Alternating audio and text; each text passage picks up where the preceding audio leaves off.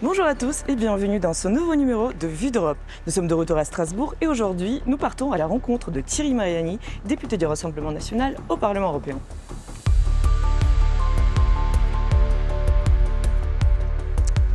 Rien de nouveau, c'est un peu, Madame Loiseau, je suis désolé, ce qui me vient à l'esprit quand je lis votre rapport. Quand les conclusions de notre Parlement sur le Moyen-Orient et l'Afrique s'alignent systématiquement sur le Qatar, votre réponse est simple, des mots, pas des sanctions.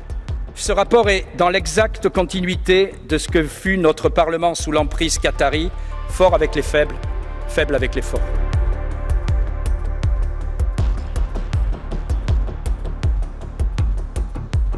C'est l'une des dernières sessions plénières, j'allais dire utiles, puisqu'on est désormais dans la dernière année avant les élections.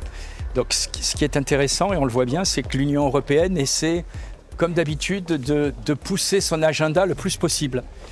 Vous avez un texte qui est totalement anodin, je ne sais pas si vous l'avez remarqué, qui s'appelle la révision des clauses passerelles. Au début, vous dites que c'est un truc totalement technique. En réalité, c'est énorme. C'est la fin de la règle de l'unanimité dans certaines circonstances. Et forcément, la fin de la règle de l'unanimité, c'est quelque chose qu'on ne peut pas admettre parce que ça veut dire que les autres États peuvent imposer à la France quelque chose qu'elle ne souhaite pas. Et puis, c'est le hasard, mais on a quand même l'actualité internationale où on a appris finalement que Erdogan, qui décidément, pardonnez-moi, est très fort, voilà, parce qu'il a une ligne de conduite, il pense à son pays, il ne pense pas à quelqu'un d'autre. Il semblerait que pour faire plaisir à l'OTAN, c'est-à-dire aux Américains, l'Europe, par la voix de M. Michel, qui est certainement le plus lamentable président du Conseil qu'on ait jamais eu, quoi. Je veux dire, à chaque fois, les Belges nous refilent leur personnel politique le plus mauvais. Eh bien, on apprend quand même que l'Europe se serait engagée à libéraliser les visas. On apprend aussi qu'on se serait engagé à relancer l'agenda d'adhésion de la Turquie. Ce qui veut dire que pour faire plaisir aux Américains qui veulent que la Suède rentre dans l'OTAN, l'Union européenne ouvre un peu plus ses frontières aux Turcs et va encore faire des accords pour favoriser la Turquie. Franchement, Erdogan, j'oublie pas que c'est le grand patron, si je puis dire, qui dirige au niveau des frères musulmans, enfin l'inspirateur des frères musulmans aujourd'hui, mais chapeau, parce qu'à chaque situation, il sait défendre l'intérêt de son pays. Nous, c'est dommage, on a un président de la République qui, à chaque situation, essaye de défendre sa communication. Bonsoir. Tout va bien?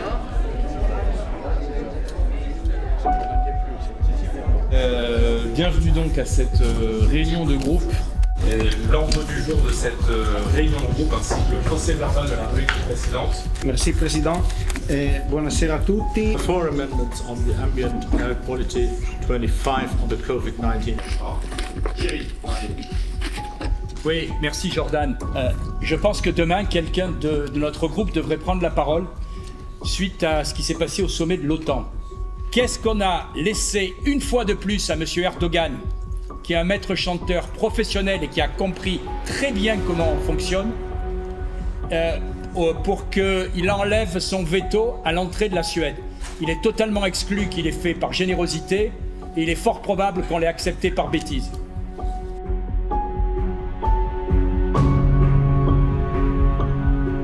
Bonjour mademoiselle, bonjour, bonjour. Oui, initialement porté par le PPE, c'est-à-dire l'Alliance européenne dont les Républicains sont membres en France.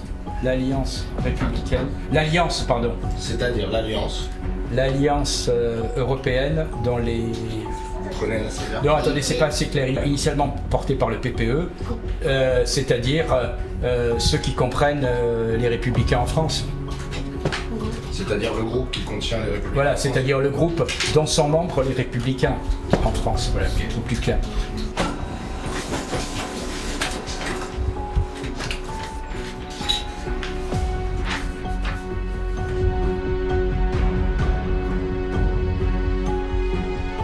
Je souhaite alerter mes amis libanais gravement et tous ceux qui aiment ce pays devant la résolution sur le Liban qui sera votée ce mercredi 12 juillet au Parlement européen.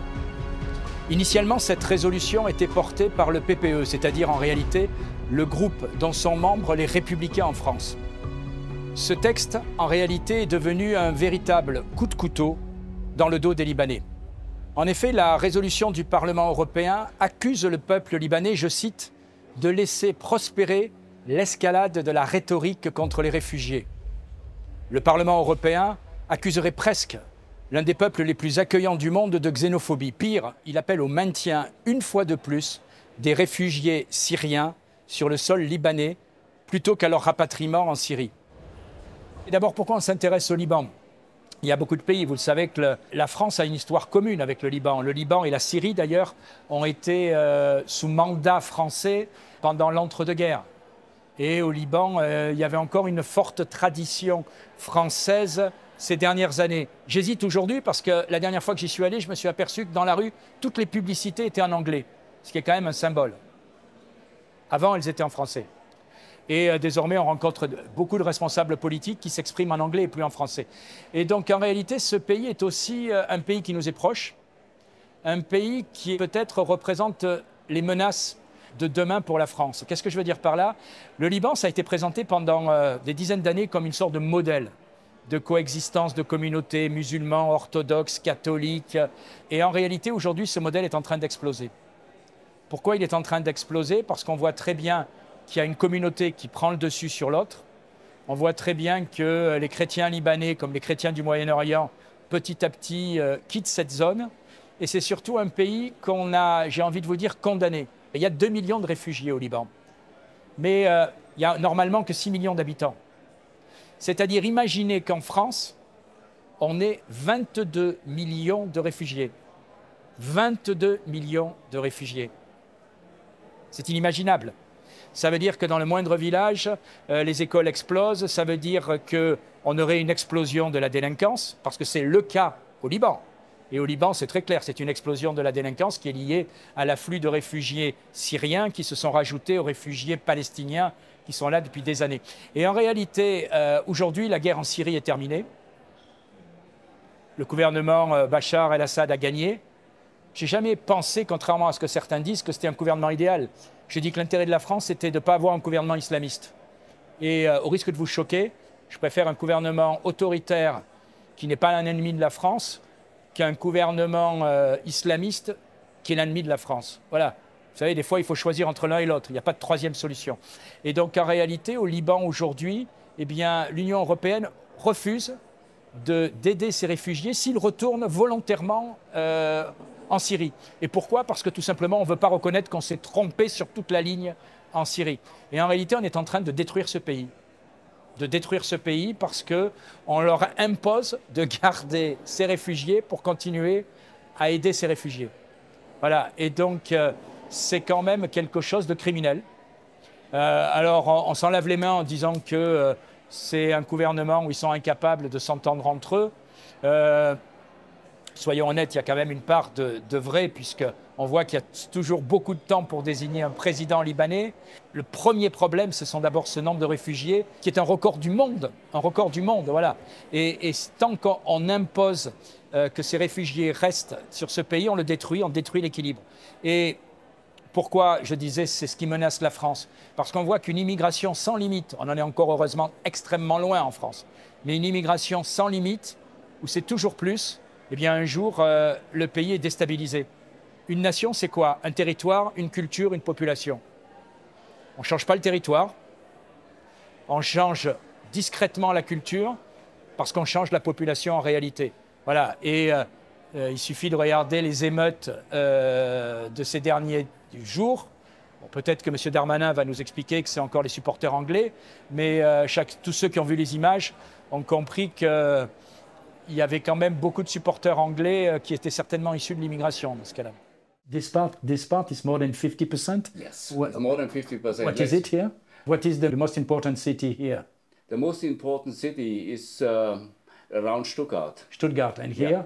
This is around Essen and Wuppertal and all the Leverkusen, Colonia and so on. And this part is near the French border? Yes, yes.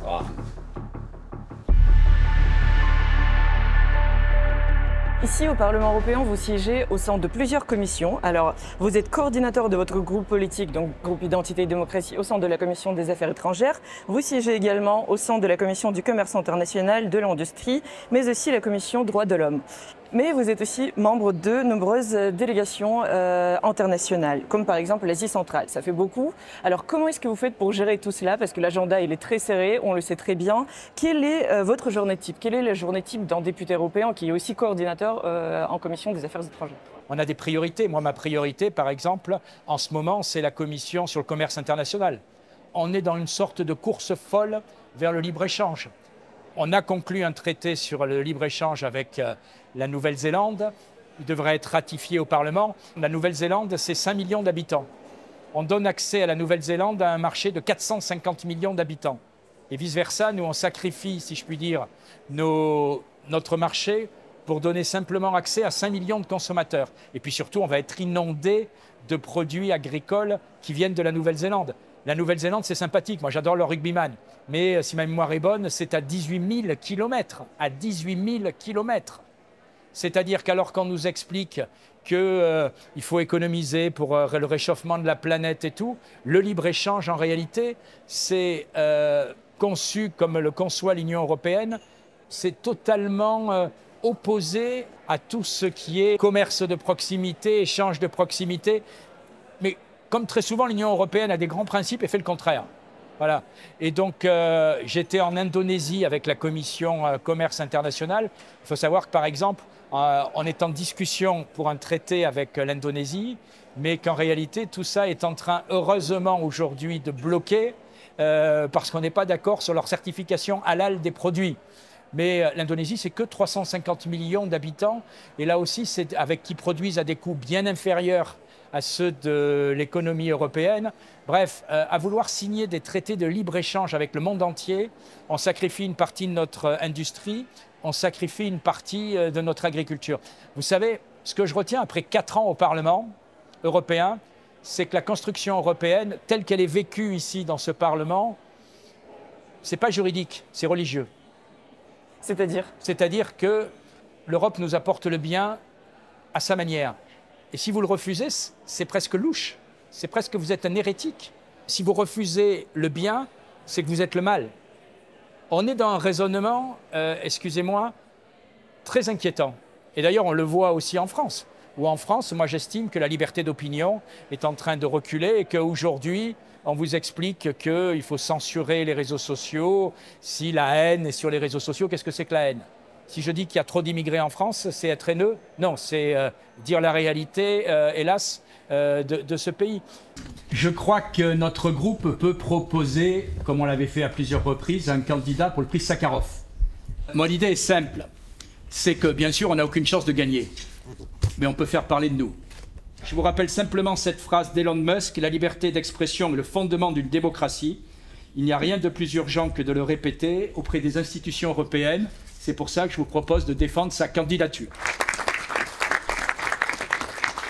Voilà, donc ce Parlement européen est un peu à l'image de l'Union européenne, c'est-à-dire une construction où il faut remettre les nations au centre. Parce que c'est encore les nations qui ont un cadre, j'allais dire, organisé, historique, avec des traditions dans chaque pays. Et c'est pour ça aussi que j'ai rejoint la liste de Jordan Bardella il y a 4 ans, parce que c'était celle qui, à mon avis, avec Marine Le Pen, incarnait le mieux cette conception de l'Europe des nations.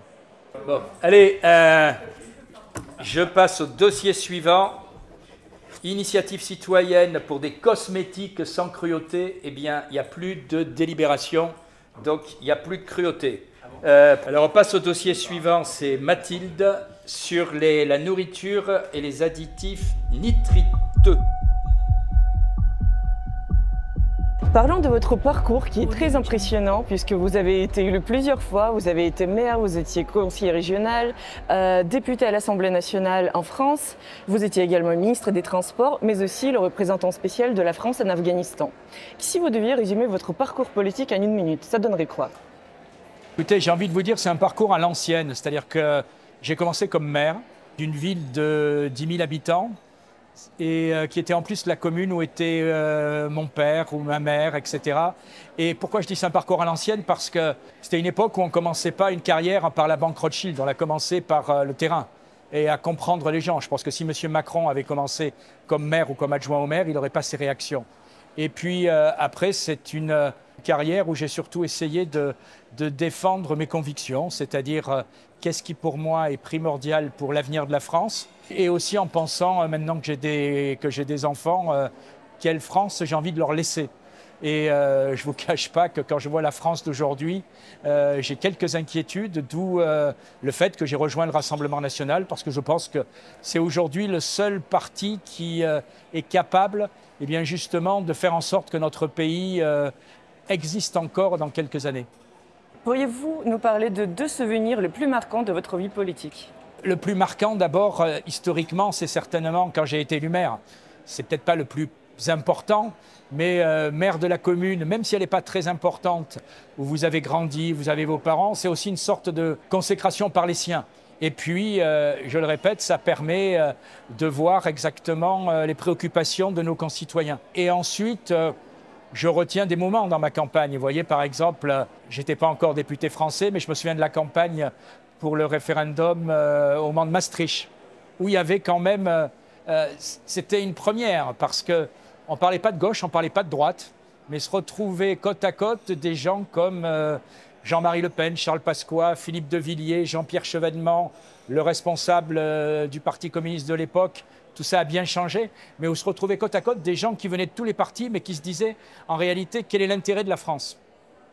Et où par moment on peut avoir des opinions complètement divergentes sur certains points, mais avoir une même conception. Je garde un très bon souvenir de cette campagne parce que c'était une campagne désintéressée. Il n'y avait personne à élire, il y avait simplement à gagner ou à perdre, et malheureusement, comme vous le savez, on a perdu. Et puis, dans les derniers bons souvenirs, je garde par exemple ce meeting à la Mutualité quand j'ai rejoint le Rassemblement national pour les élections européennes. Voilà, parce qu'on se dit toujours, est-ce qu'on va être bien accueilli, mal accueilli? Une partie d'entre eux, on était face à face pendant des années. Et finalement, on se retrouve aujourd'hui côte à côte parce qu'il y a des intérêts supérieurs qui font qu'on peut se retrouver. Qu'est-ce que je retiens de ces longues années de vie politique? C'est que je pense qu'il ne faut pas faire de compromission sur grand-chose. Voilà. Parce qu'un jour ou l'autre, on le regrette. Et finalement, il y a eu des moments où j'ai eu des choix où j'étais un peu isolé. Et puis finalement, quand je regarde en arrière, je me dis que j'ai fait les bons choix parce que c'était ce que je pensais être l'intérêt de mon pays et je le répète aussi, l'intérêt pour l'avenir de mes enfants.